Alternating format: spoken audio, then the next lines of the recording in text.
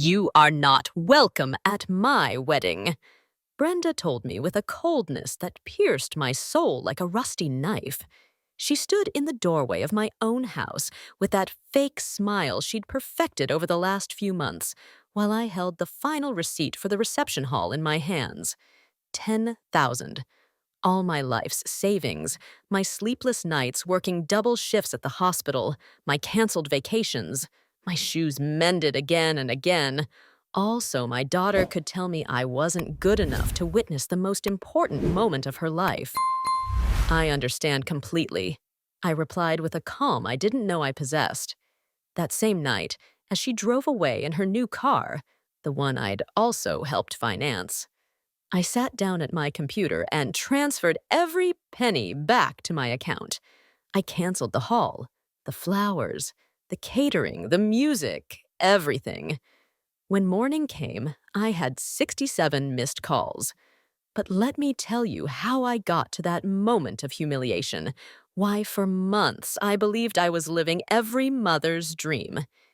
If you're watching this video, please like, subscribe to the channel, and tell me in the comments where you're watching my story of revenge from.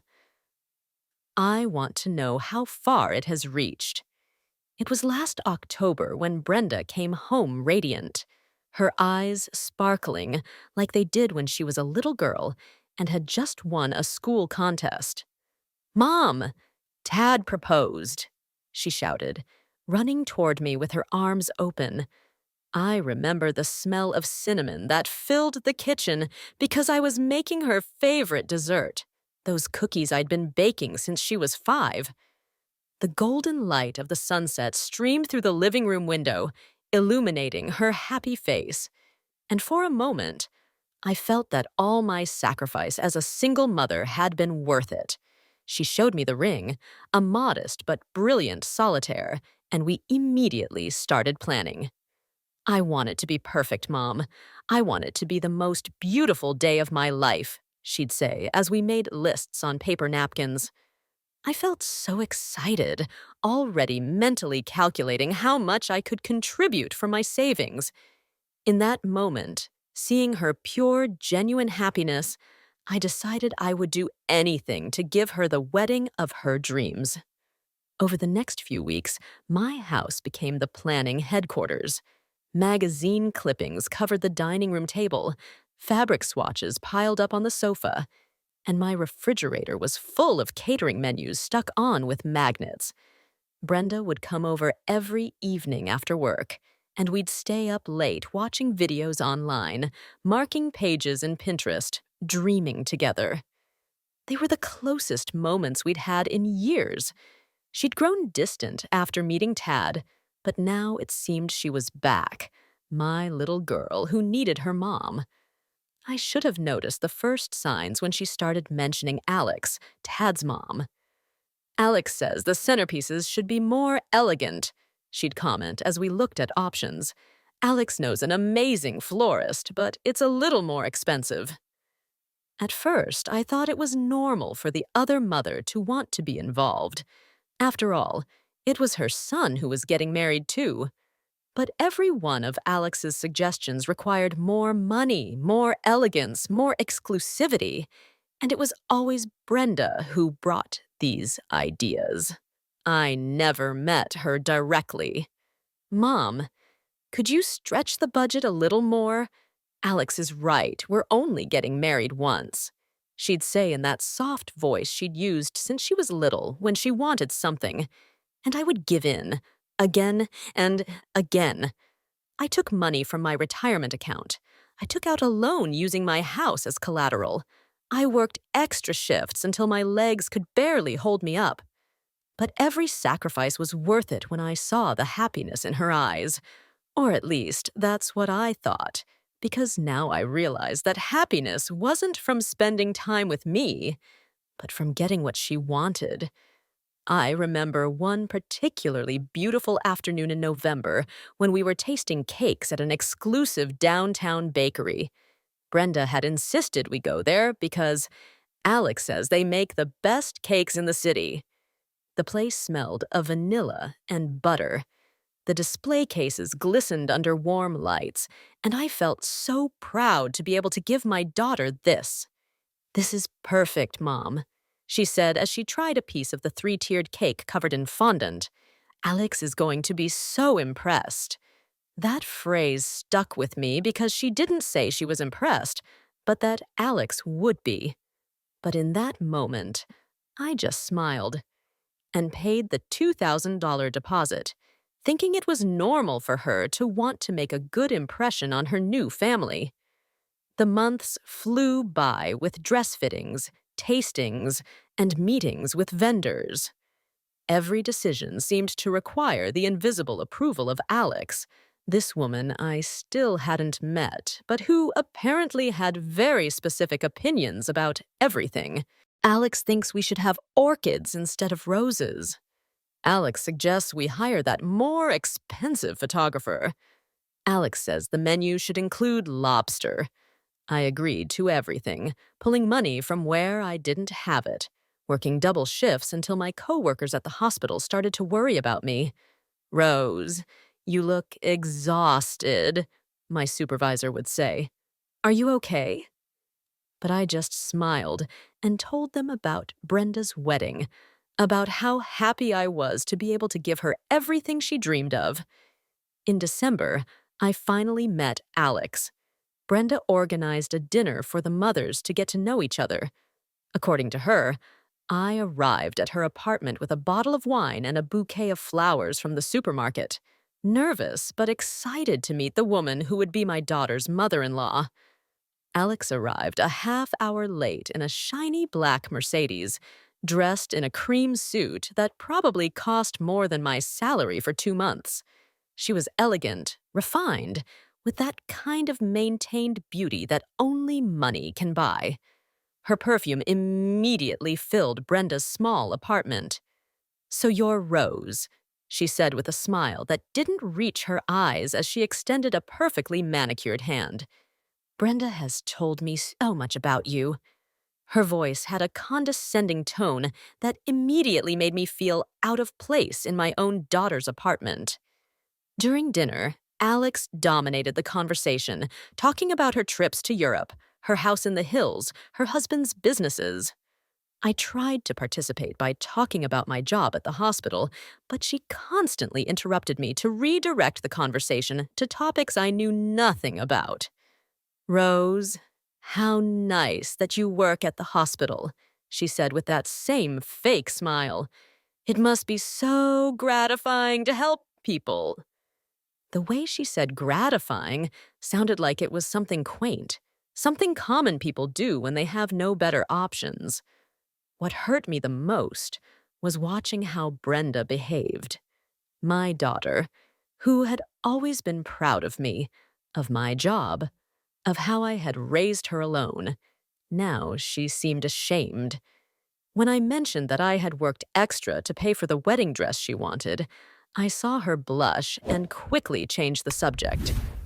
"Mom works some extra shifts at the hospital," Brenda said quickly, as if it was something to apologize for.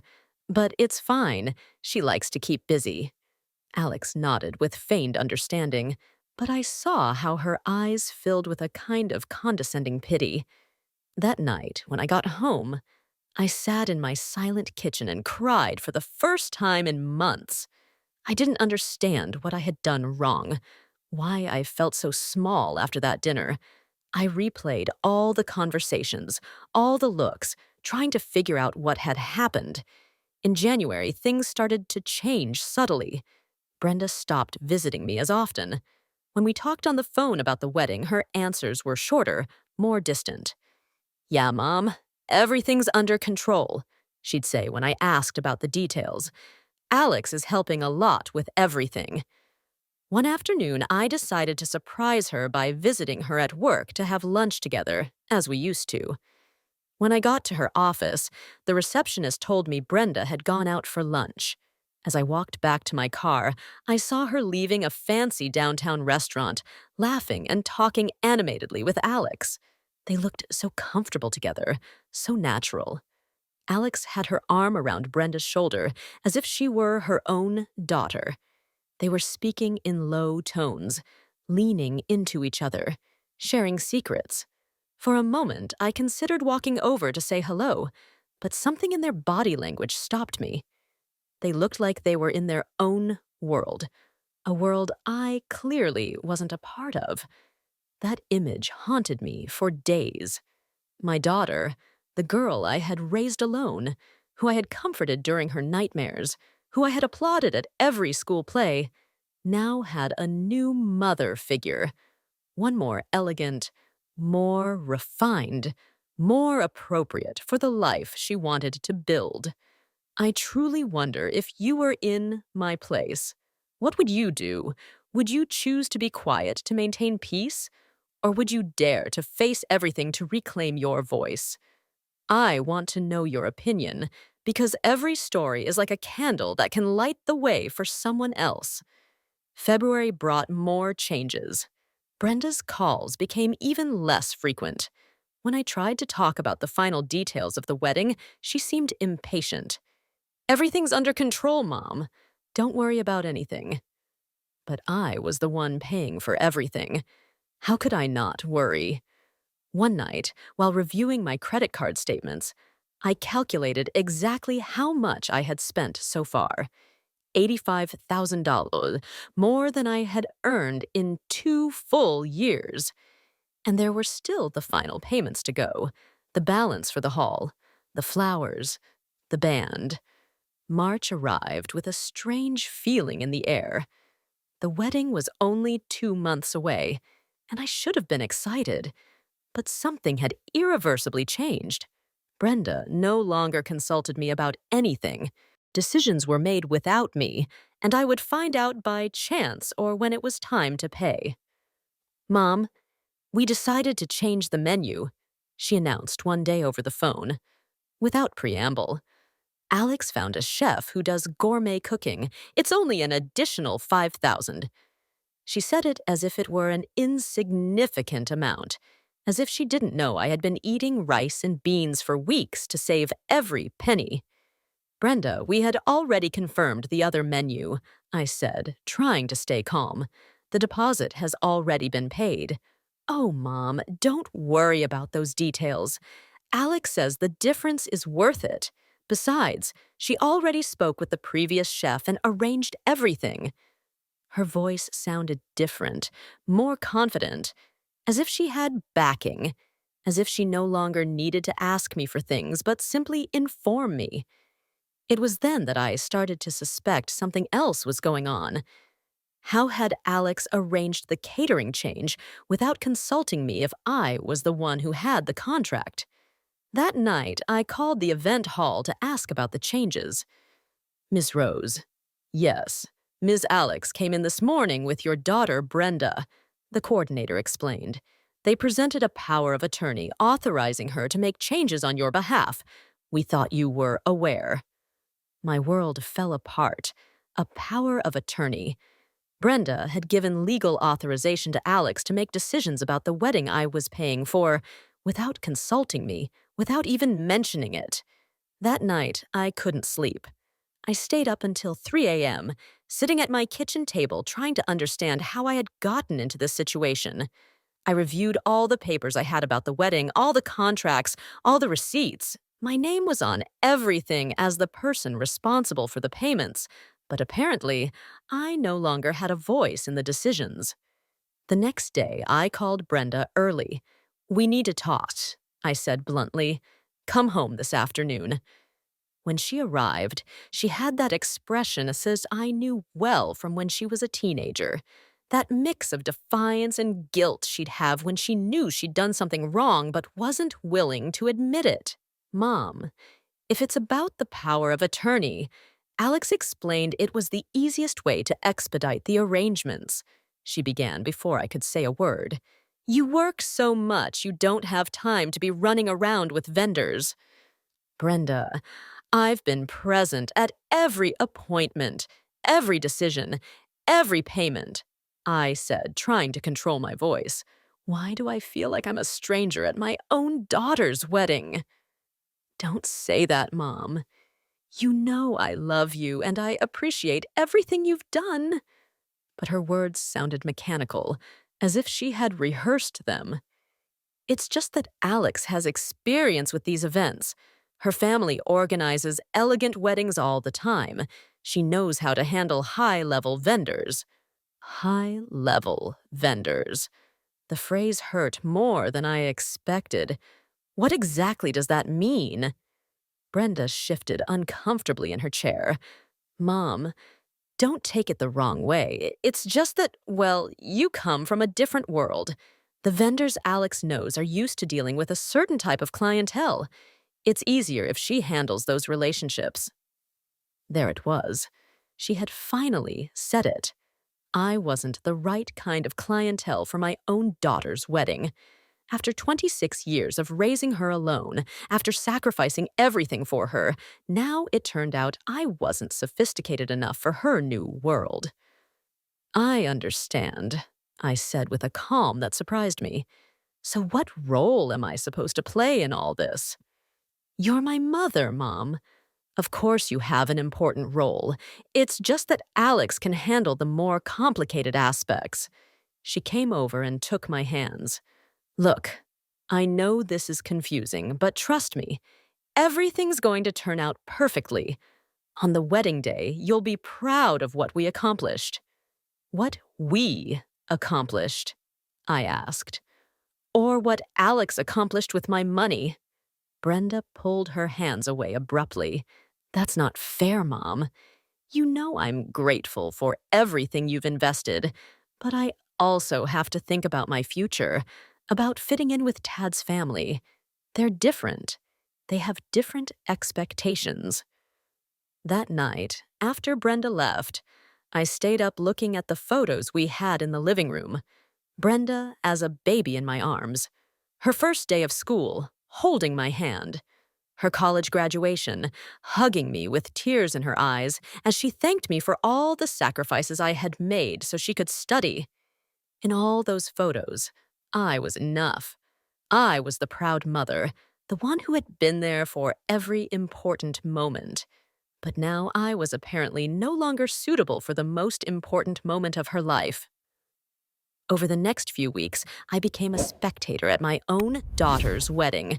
I received invoices to pay, but I was no longer consulted about anything. The flowers were changed without notice. The dress was altered at a different boutique than the one we had visited together. Even the cake was replaced with a more elaborate one. April brought the most painful revelation of all. I was checking my email when I found something that chilled my blood. It was an email chain between Brenda and several vendors. Emails that had arrived in my account by mistake because my address was still on copy in some communications. The first email was from the florist confirming changes to the main arrangement. As discussed, Ms. Alex prefers imported peonies instead of local roses. The additional cost of $300 to $100 will be charged to Ms. Rose's account per your instructions. The second email was even worse. It was from Brenda to Alex, dated 3 days before. Alex, Mom is starting to ask questions about the costs. I think we need to be more careful with the changes. I don't want her to realize how much we've modified until everything is finalized. By then, it will be too late for her to change anything. My hands trembled as I read. My own daughter was conspiring to keep me in the dark about decisions being made with my money. But the last email was the one that completely broke me. It was from Alex to Brenda. Sweetie, don't worry about Rose. Once the wedding is over, you can maintain the distance you need. It's understandable that you want to evolve beyond your origins. Your new life with Tad requires certain standards that, frankly, your mother cannot maintain. We've done a beautiful job transforming this wedding into something worthy of our family. I read that email a dozen times, hoping I had misunderstood. Evolve beyond your origins. Certain standards that your mother cannot maintain. Our family. As if I were no longer part of my own daughter's family. That afternoon, I called Stella, my 18-year-old niece, my son Raphael's daughter, who lived in another city. Stella had always been special to me, maybe because I saw in her the Brenda from before ambition and appearances changed her. "Grandma Rose, are you okay? You sound strange," she said as soon as she answered the phone. "Stella, I need to ask you something, and I want you to be honest with me," I said. "Have you talked to Brenda lately about the wedding?" There was a long pause. "Grandma, I don't know if I should tell you this." "Please, my love. I need to know what's going on." Stella sighed deeply. "Brenda called me last week. She was, well, she was different. She asked me if I thought you would fit in at the wedding. She said Alex was worried you didn't understand the level of the event they were organizing." "What else did she say?" "She asked me if I thought you'd be comfortable sitting at a back table so you wouldn't feel out of place among the main guests." "Grandma, it made me so mad to hear her talk about you like that. I told her you were the mother of the bride and should be at the head table. But she said that things were complicated." My heart broke into pieces. Not only were they planning to relegate me to a secondary role at the wedding, but they were discussing where to seat me as if I were an uncomfortable guest who had to be discreetly managed. "Grandma, why don't you come visit me for a few days?" Stella suggested. "You can stay until after the wedding if you want.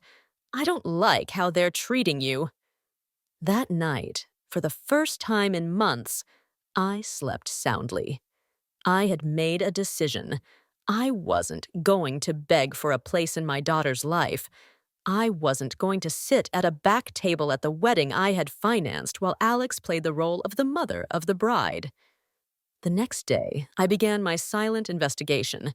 I reviewed all the contracts, all the payments, all the legal documents. I discovered that, despite the power of attorney, I was still the only one financially responsible for everything. My name was on every contract as the payment guarantor. I called my lawyer, an older man who had handled the purchase of my house years ago. "Rose, you technically have the right to cancel everything," he explained after reviewing the documents. "You're the one who holds the main contracts. The power of attorney they gave the other lady is only to make changes, not to assume financial responsibility. And if I do it, if I cancel everything, you would lose some deposits, but you would recover most of the money, especially if you act quickly. The closer it is to the date, the more expensive it will be to cancel." That information stayed in my head for days. I had the power to stop all this, to get my money and my dignity back. But I also had the heart of a mother who had dreamed for months of seeing her daughter walk down the aisle. In May, with only 1 month left until the wedding, I received the official invitation. It arrived in the mail in an elegant envelope with my name written in gold calligraphy.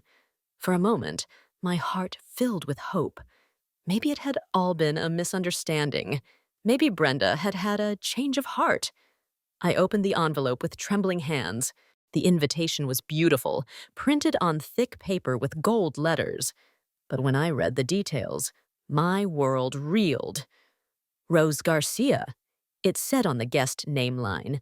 Not mother of the bride, not Ms. Rose Garcia and guest. Just my name, like any other guest.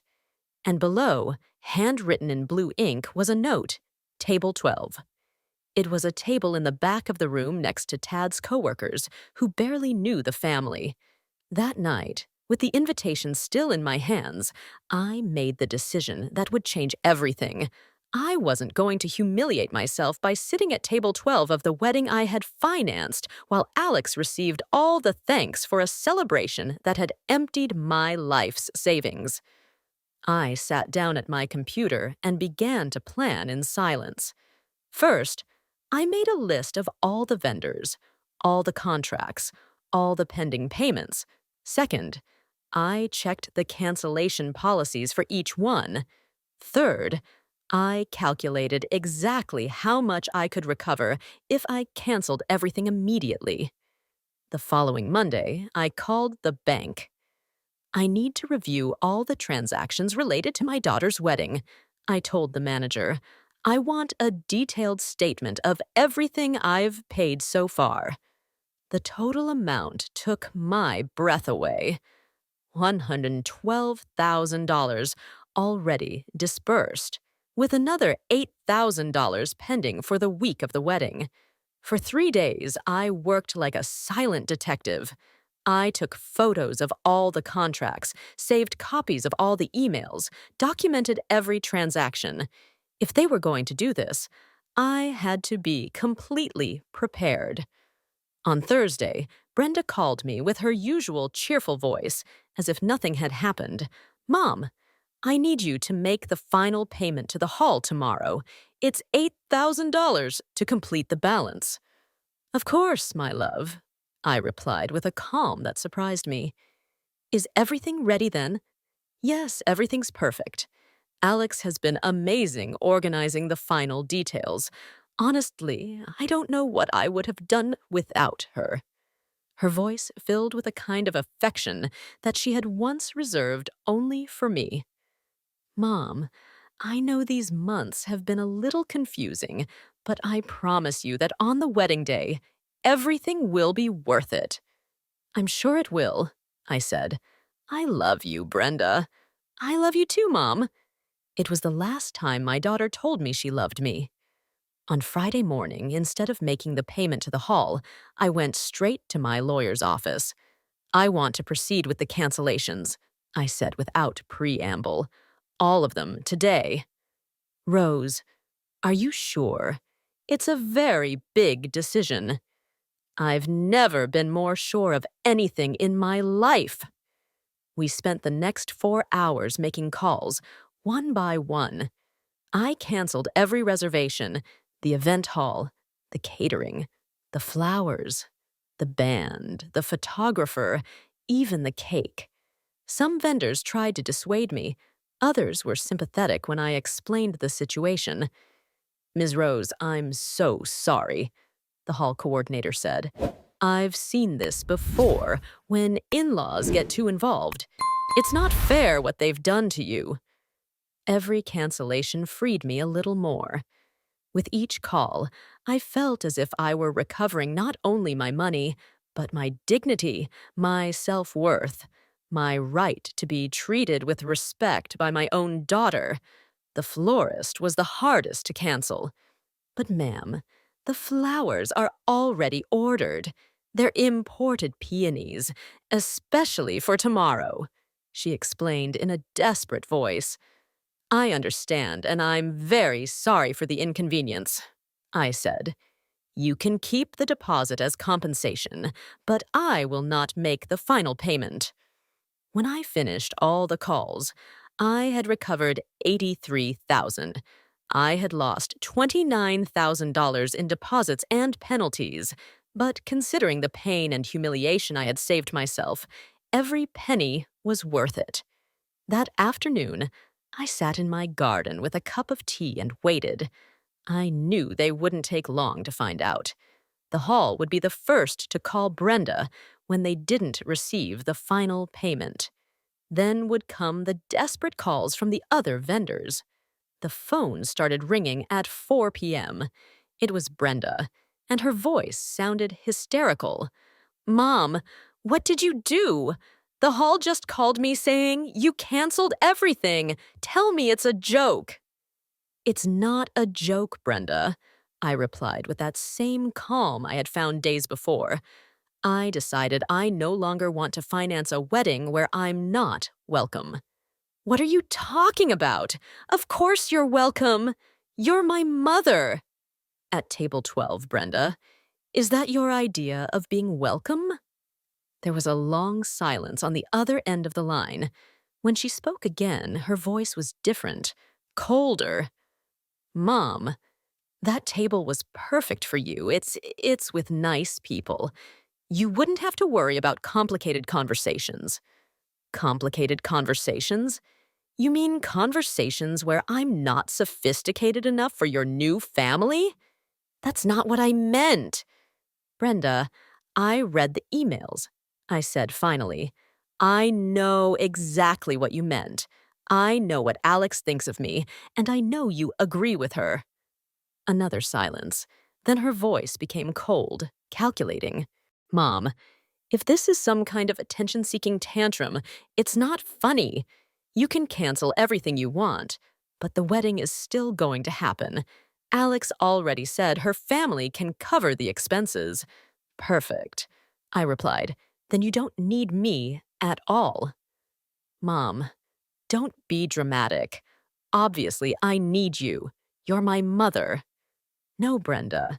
Alex is your mother now. I was just the one paying the bills. And I hung up the phone. The following days were a whirlwind of desperate calls, furious text messages, and reproachful emails. Brenda called me every hour, her voice alternating between pleading and rage. Alex also tried to contact me, leaving condescending messages on my voicemail where she explained that she understood my pain, but that I should think about the young people's future. Rose, it's Alex. I think there's been a terrible misunderstanding. Brenda is devastated, and frankly, I don't understand why you've made such a drastic decision. I know that as a mother, you may feel like you're losing your daughter, but that's the natural process. Call me. We can resolve this like adults. I deleted every message without finishing listening to it. On Tuesday, 3 days after the cancellations, Tad showed up at my door. We had never had a deep conversation. He had always been polite but distant with me. Now he was standing on my porch with dark circles under his eyes and a desperate expression. "Ms. Rose, please, we need to talk," he said when I opened the door. "Come in, Tad," I replied, letting him into the living room. "Do you want a coffee?" "No, thank you." He sat on the edge of the sofa, nervous. "Ms. Rose, I don't understand what happened. Brenda is destroyed. She's been crying for 3 days straight." "And what do you think about all this, Tad? Did you really think it was appropriate for me to sit at table 12 of the wedding I was financing?" He shifted uncomfortably. Well, my mother said it would be more comfortable for you, that you wouldn't feel pressured to socialize with people you don't know." "Your mother said that?" "Yes. She handles a lot of social events. She knows how to make everyone feel comfortable." I looked at him intently. "Tad, did you know how much money I've invested in this wedding?" "Well, I know you've contributed a lot, and we're very grateful." "Contributed? Do you know I've paid $112,000, that I mortgaged my house, that I've worked double shifts for months to give Brenda the wedding of her dreams?" His face paled. "I didn't know it was that much. My mother said you were sharing the expenses." "Sharing, Tad? I've paid every penny. Your family hasn't put in a single dollar, only opinions on how to spend my money." He was silent for a long moment. "Ms. Rose, this is terrible. I thought, my mother told me you wanted us to handle the details so as not to stress you out. And what do you think? Does it seem normal to you that the mother who finances the entire wedding is treated like a second-class guest?" Tad ran his hands through his hair, clearly overwhelmed. "No, it's not normal. It's completely unfair. But Ms. Rose, isn't there any way to fix this? Brenda really loves you. I think she got carried away by my mother's advice. But deep down, you're still the most important thing to her. If I were the most important thing, she wouldn't have needed to read secret emails to find out that my own daughter is ashamed of me." "Emails?" I told him about the correspondence I had discovered. I saw his expression change from confusion to horror, and finally to anger. "This is unacceptable," he murmured. "My mother crossed a line, and Brenda, I can't believe she agreed to this." "Tad, do you really want to get married in a wedding financed by humiliation? Is that the beginning you want for your marriage?" He stood up and walked to the window, looking out at my garden. "No, Ms. Rose, That's not how I want to start my marriage, but I also don't want to lose Brenda. I love her very much. Then help her remember who she really is, because the woman who humiliated me this week is not the daughter I raised. Tad stayed a few more minutes, and before he left, he said something that touched my heart. Ms. Rose, if we ever get married, it will be with a wedding that honors you too. I promise. That night, Stella called me. Grandma, Dad told me what happened. Are you okay? I'm better than I've been in months, my love. Brenda called me crying. She asked me to convince you to change your mind. And what did you tell her?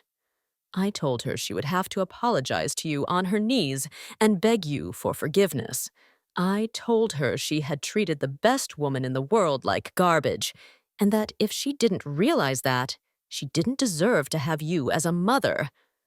I started to cry. Finally, someone in my family understood what had happened. Grandma, do you want me to come over and keep you company this weekend? I know it was supposed to be the wedding day. I would love that, Stella. On Wednesday night, Brenda appeared at my door again. She looked terrible, with swollen eyes from crying and uncombed hair. For a moment, my mother's heart wanted to hug her and tell her everything would be okay, but I held firm. Mom, please, she began before I could say anything.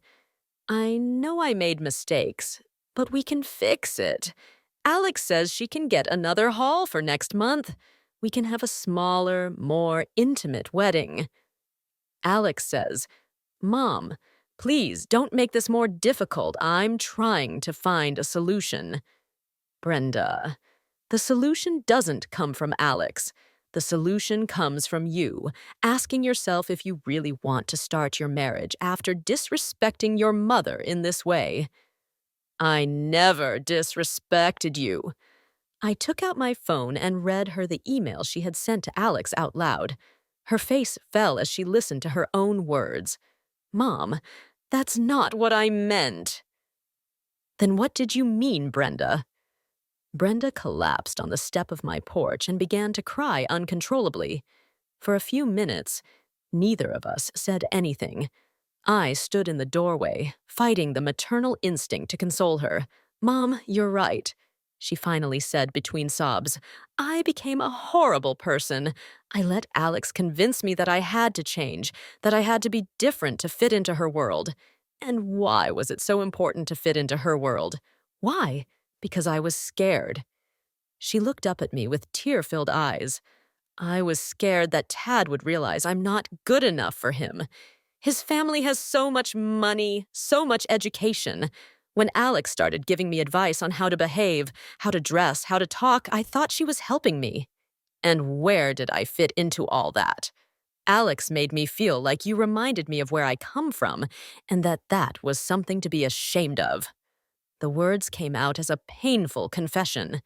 She made me believe that if I wanted to be successful in my new life, I had to distance myself from my past. Your past, Brenda. I am not your past. I am your mother. I know, Mom.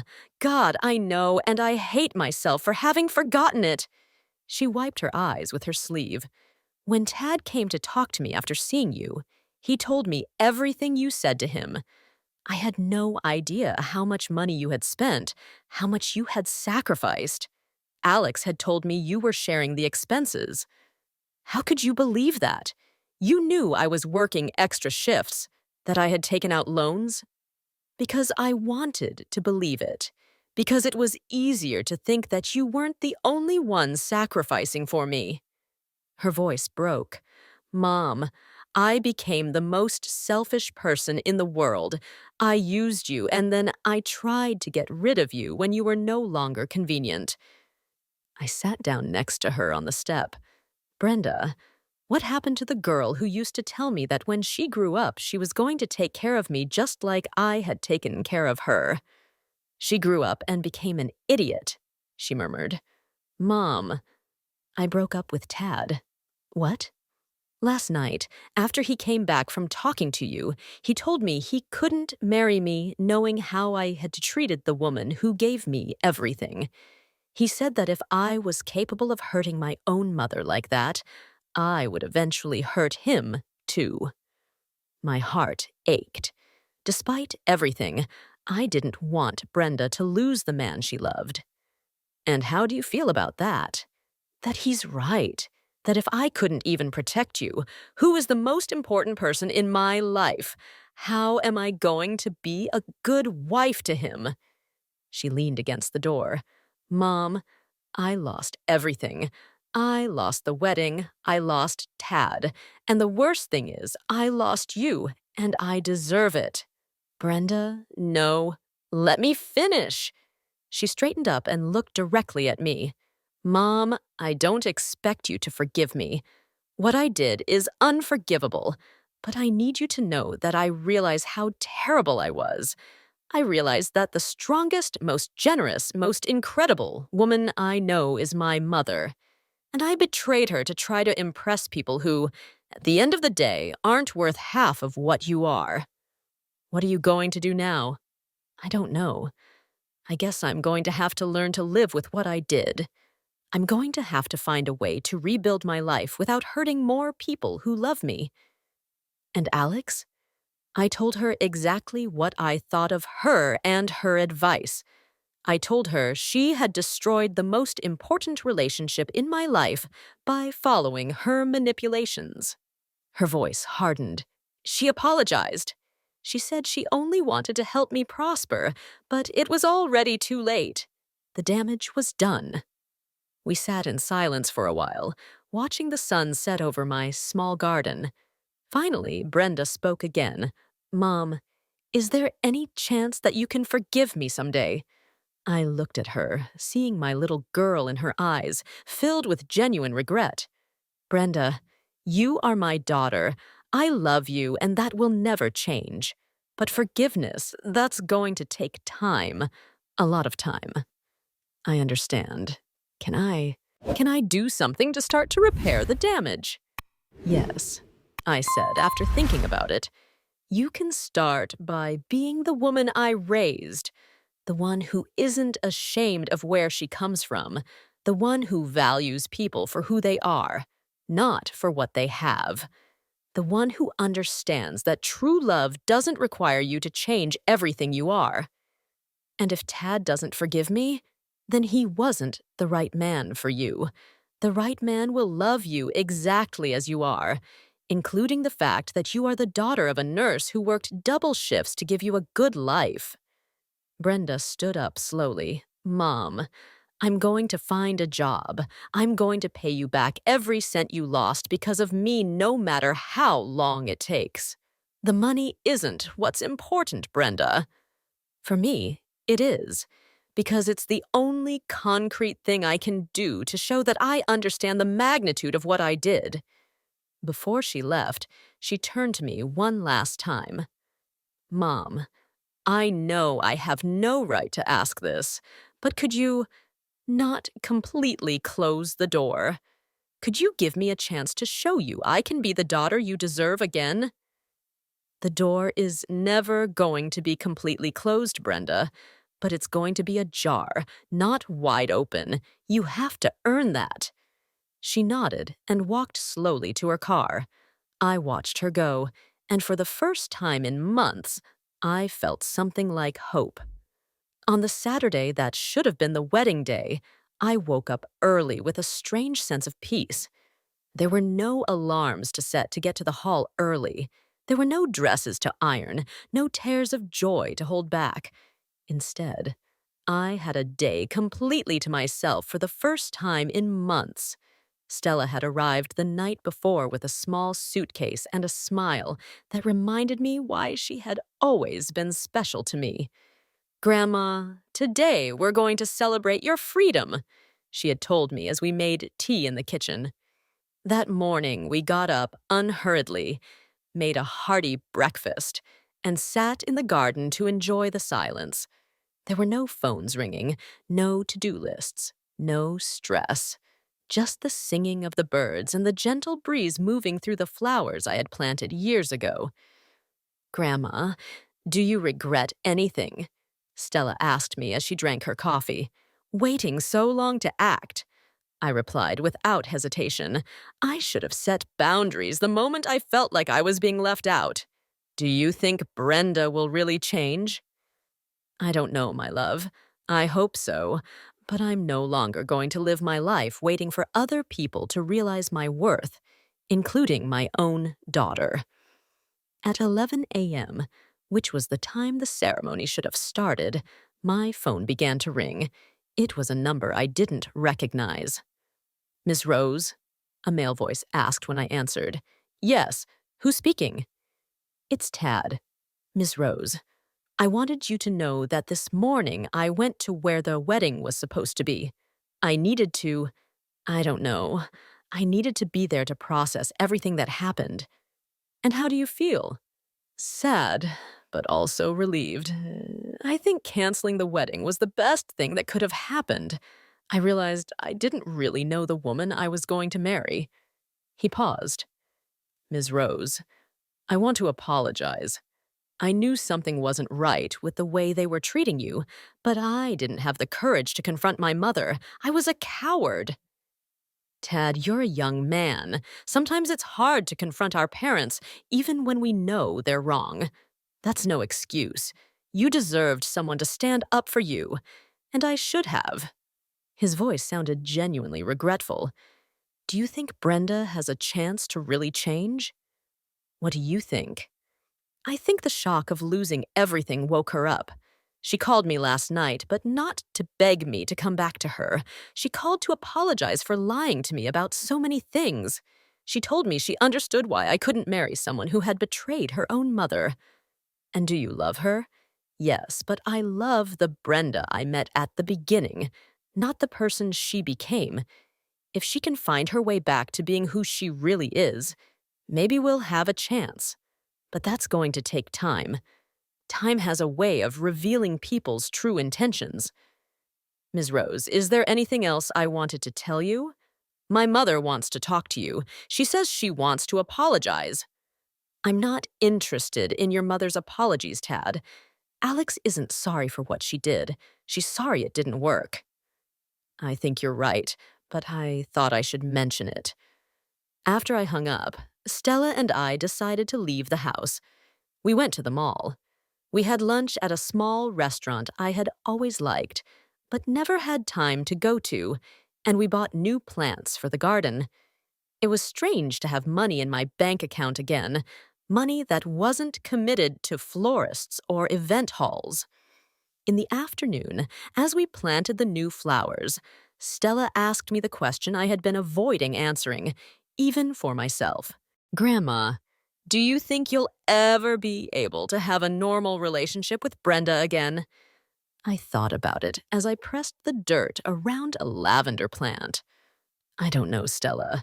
Something broke between us that I'm not sure can be completely repaired, but maybe we can build something new, something based on mutual respect, instead of on the idea that I have to give and give without expecting anything in return. Do you feel lonely? I felt lonelier when I was surrounded by people who ignored me than I do now, alone but at peace with myself. That night, while Stella watched TV in the living room, I sat at my computer and started to look for things I had wanted to do for years but had always postponed due to lack of time or money. Painting classes, group trips for seniors, gardening courses. With the money I had recovered from the canceled wedding, I could afford some of these things. For the first time in months, I was making plans for my own life instead of sacrificing everything for someone else's dreams. On Sunday morning, Brenda appeared at my door again. This time, she didn't look desperate, but determined. "Mom, I found a job," she announced. "It's at a hospital in the administration department. It doesn't pay much, but it's a start. I want to pay you back the money you lost, and I want to do it honestly." "At a hospital?" I asked, surprised. "Yes. I thought that maybe working in the same kind of place where you've dedicated your life would help me remember the value of serving others. She bit her lip. Can I just come in for a moment? I let her in, and we sat in the living room. Stella greeted her politely but kept her distance, clearly still upset about what had happened. Mom, I've been thinking a lot this week, Brenda began. I realized I have no idea who I really am. I spent so much time trying to be who Alex wanted me to be that I completely lost my identity. I want to take time to rediscover who I am without the pressure of impressing anyone. That seems sensible.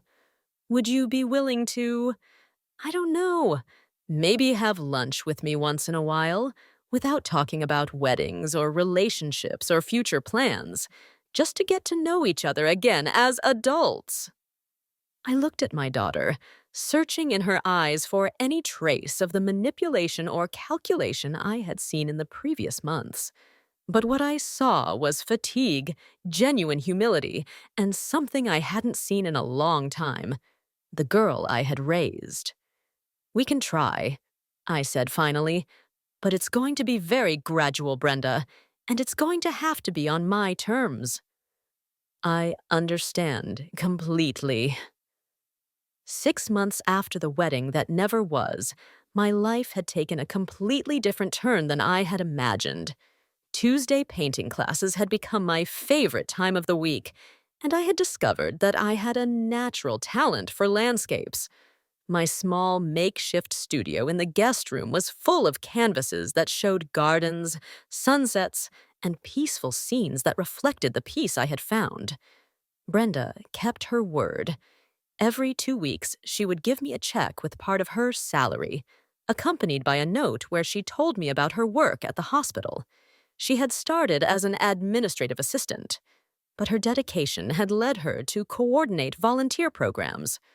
I'm learning that helping others feels better than any designer dress, she wrote in one of her notes. Our monthly lunches had become less tense over time. At first, the conversations were careful, superficial, but gradually we began to talk about real things. She told me about her therapy, about how she was learning to recognize the behavioral patterns that had led her to value appearances above genuine relationships. My therapist says I developed a desperate need for external approval because I never had a stable father figure, she confided during one of our lunches. When Alex appeared with all her confidence and firm opinions, I automatically sought her approval as if she were the mother I thought I needed. And how do you feel about that now? I feel stupid for not having valued the mother I really had, the one who worked 2 jobs to raise me alone, the one who never made me feel like our family was missing anything. Her eyes filled with tears. Mom, it took me 26 years to realize that you are the strongest woman I know. That day, for the first time since the wedding was canceled, I felt that maybe we could rebuild something genuine between us. As for Tad, he had kept his distance from Brenda during these months, but he would occasionally send me messages asking how she was. I don't want to pressure her while she's in her healing process, he wrote once, but I also can't stop worrying about her. One afternoon in October, exactly 1 year after Brenda announced her engagement, I was in my garden watering the plants when I saw a familiar car parked in front of my house. It was Tad, but he wasn't alone. With him was an older woman I didn't recognize at first. Rose, Tad said with a genuine smile. I'd like to introduce you to my grandmother, Estella, the one with the same name as your niece. The woman approached with careful but determined steps. She had white hair pulled back in an elegant bun and eyes that radiated the wisdom that only comes with age. Rose, I've heard a lot about you, she said in a warm voice. My grandson told me the whole story, and I came to meet the woman who had the courage to teach my family a much-needed lesson about respect and dignity. Your family? Yes, you see. After what happened with the wedding, I had a very serious conversation with my daughter, Alex. I explained that her actions not only hurt you, but they almost ruined my grandson's chances of happiness. Her expression hardened slightly. Alex is used to controlling situations, but she forgot that true control comes from respect, not from manipulation. And how is she now? Ashamed, as she should be, and kept away from any decisions related to Tad's life. He is an adult and can make his own decisions without his mother's interference. Tad came closer. Miss Rose, I wanted you to know that I've been working on myself. I also realized that part of the problem was that I never learned to set boundaries with my family. I'm in therapy, learning to be more assertive. I'm glad to hear that, Tad. Miss Rose, can I ask you something? He continued. Do you think Brenda and I have any chance of trying again, but in the right way this time? Before I could answer, another car parked on the street. It was Brenda, arriving for our monthly lunch. When she saw Tad, she stopped dead in her tracks, clearly surprised. Hi, Brenda, Tad said with evident nervousness. Hi, she replied, approaching slowly. How are you? Good, better. And you? She turned to me. Mom, is it okay that he's here? I can come back another time. No, it's fine, I said. In fact, I think you two need to talk. Tad's grandmother and I went into the house, leaving them alone in the garden. From the kitchen window, I watched them sit on the bench under the lemon tree, talking in low tones, but with gestures that indicated a deep and honest conversation. They're good kids, Grandma Estella commented as she made tea. They just needed to learn some difficult lessons about what really matters in life. Do you think they can work together? I think so now. Before, they were trying to build a relationship on a false foundation. Now they both know who they really are, and that's a much more solid start. An hour later, Brenda and Tad came into the house holding hands, but with serious expressions. Mom, Brenda said, Tad and I decided that we want to try to start over, but very slowly and in the right way this time. What does that mean? It means we're going to really get to know each other, without family pressure, without rushing to get married, without trying to impress anyone, Tad explained. And it means that if we ever decide to get married, it's going to be a celebration that honors all the people we love, especially you. And it means, Brenda added, that I'm going to continue therapy, and I'm going to keep working to earn back your respect and your trust, not because I want to get married, but because you're my mother, and I love you. That night, after everyone had left, I sat in my garden with a cup of tea and looked at the stars. My niece Stella had sent me a message. Grandma, are you proud of how things turned out? I replied, I'm proud of having learned to value myself. Everything else is secondary. 6 months later, Brenda had finished paying me back every last cent, not because I had asked her to, but because she insisted on it. It's the only way I can sleep in peace, she said when she handed me the last check. That same day, she told me something that made me cry with happiness. Mom, thank you for teaching me that true love includes boundaries, that loving someone doesn't mean allowing them to disrespect you, and that a strong woman isn't the one who sacrifices in silence, but the one who knows when to say, enough is enough. Today, 2 years after the canceled wedding, my life is completely different. I have my painting classes, my thriving garden, and a renewed relationship with my daughter based on mutual respect. Brenda and Tad are engaged again, but this time they are planning a small, intimate ceremony where every person present will be someone who truly loves and supports them.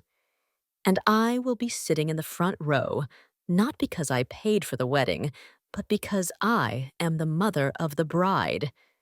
And that, finally, is enough. The names and places in the story have been changed to protect the identities of those involved.